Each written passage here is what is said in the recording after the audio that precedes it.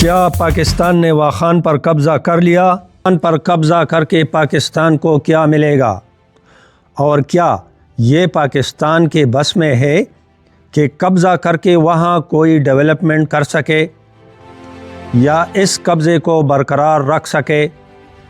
ان سب رازوں سے پردہ اٹھانے کے لیے ہمارے ساتھ رہے۔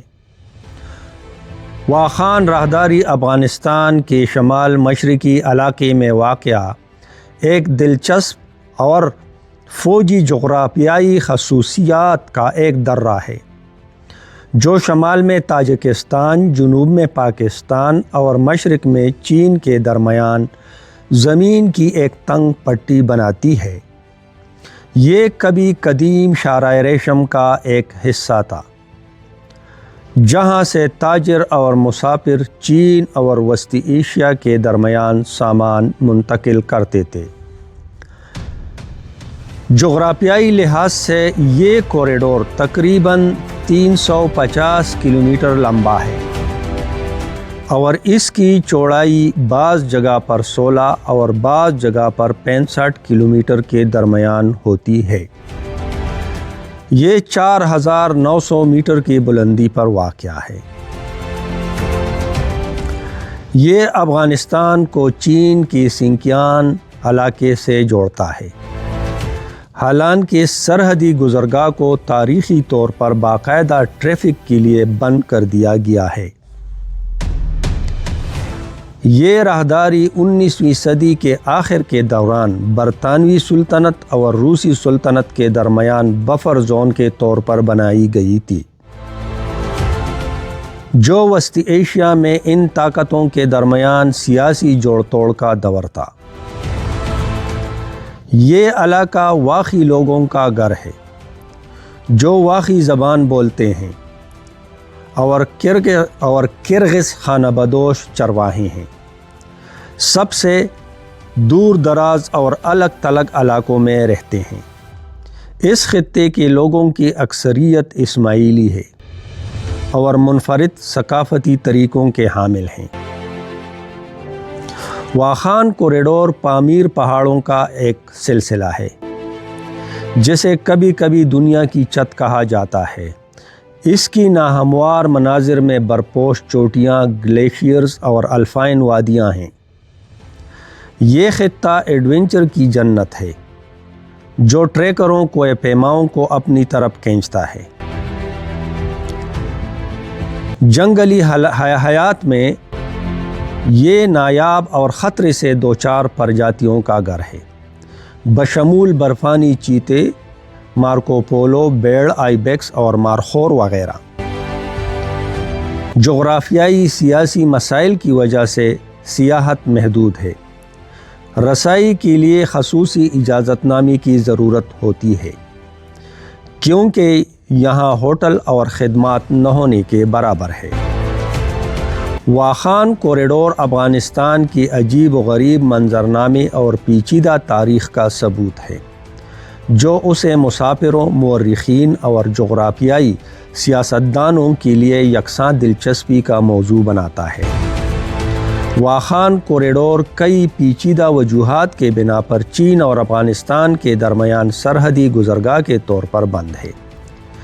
چین کی سیکیورٹی خدشات واخان کوریڈور کے مشرقی سرے پر سرحد چین کے سنکیان علاقے سے ملتی ہیں جہاں الگور مسلمان آباد ہیں۔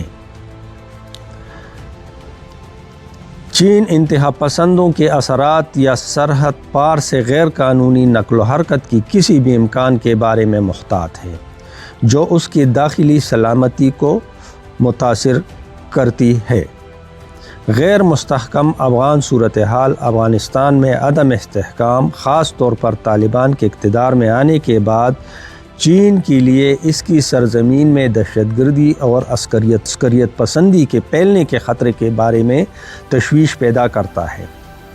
یہ خطہ انتہائی دور دراز اور پہاڑی ہے جس کے دونوں طرف کوئی جدید سڑکیں یا اہم انفراسٹرکچر نہیں ہے۔ یہ ایک قابل عمل سرحدی کراسنگ کی تعمیر اور دیکھ بھال تکنیکی طور پر مشکل اور مہنگا بناتا ہے۔ وخجیر پاس وہ مخصوص نقطہ ہے جہاں سے راہداری چین سے ملتی ہے، تاریخی طور پر سخت آب و ہوا اور ناقابل رسائی ہونے کی وجہ سے بند ہے۔ برف سال کے بیشتر حصے کو ڈانپ لیتی ہے۔ موسم گرما کے تھوڑے عرصے کے علاوہ اس ناقابل عبور بناتی ہے۔ اس مقام پر کبھی بھی کوئی قابل ذکر تجارتی رستہ یا تجارتی انفراسٹرکچر نہیں ہے جس سے اسے کھولنے کے لیے اقتصادی ترغیبات کم ہوں۔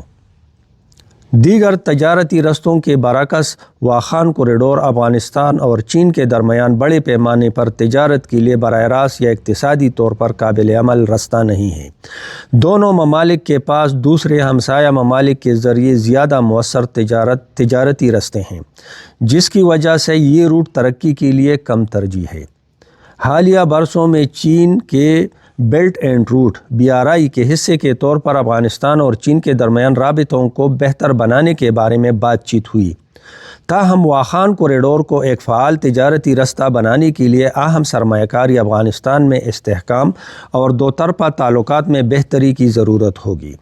سلامتی کے خدشات: چین سرحد پار سے ممکنہ عسکریت پسندوں کی سرگرمیوں کے بارے میں محتاط ہے، جو اس کی سنکیان صوبے کو متاثر کرتی ہے جس میں الگوروں کی بڑی آبادی ہے۔ افغانستان میں سیاسی استحکام: افغانستان کے اندرونی تنازعات اور عدم استحکام نے چین کو تجارت یا سفر کے لیے پاس کھولنے سے روک دیا ہے۔ پیسہ لگانے سے ڈرتا ہے تو اس روٹ پر سرمایہ کاری پاکستان کے لیے جوا کھیلنے کے مترادف ہے۔ نمبر 2، کیا پاکستان ایک نیا محاذ کھولنے کا متحمل ہو سکتا ہے؟ کیا چین اس کی اجازت دے گا؟ یہاں کے موسمی حالات ایسے ہیں جہاں صرف 3 ماہ کے لیے نقل و حمل ہو سکتا ہے۔ یہ خطہ ناہموار پہاڑوں، کڑی چٹانوں اور گہری وادیوں پر مشتمل ہے۔ یہ خطہ لینڈ سلائڈنگ اور چٹانوں کے گرنے کا خطرہ ہے، جس سے تعمیراتی کام خطرناک ہو سکتا ہے۔ علاقہ انتہائی دور دراز ہے اور کم از کم انفراسٹرکچر کے ساتھ الگ تھلگ ہے۔ تعمیراتی سامان اور مشینری کو سائٹ تک پہنچانا ایک اہم چیلنج ہے۔ بار بار برفباری ہونے سے برفانی تودے گرنے کے خطرات بڑھ جاتے ہیں۔ ان حالات کو مد نظر رکھتے ہوئے پاکستان کبھی بھی ایسا نہیں کرے گا، اور اگر کچھ کرے گا بھی تو وہ چین کو اعتماد میں ضرور لے گا۔ آپ بھی کمنٹ سیکشن میں اپنے رائے کا اظہار کیجئے کہ کیا پاکستان ایسا کرے گا یا نہیں۔ اگر ویڈیو پسند آئی ہو تو لائک ضرور کریں اور چینل کو سبسکرائب کریں تاکہ آنے والے وقت میں آپ کے لیے اس طرح کی مزید اچھی ڈاکومنٹری بنا سکوں۔ شکریہ۔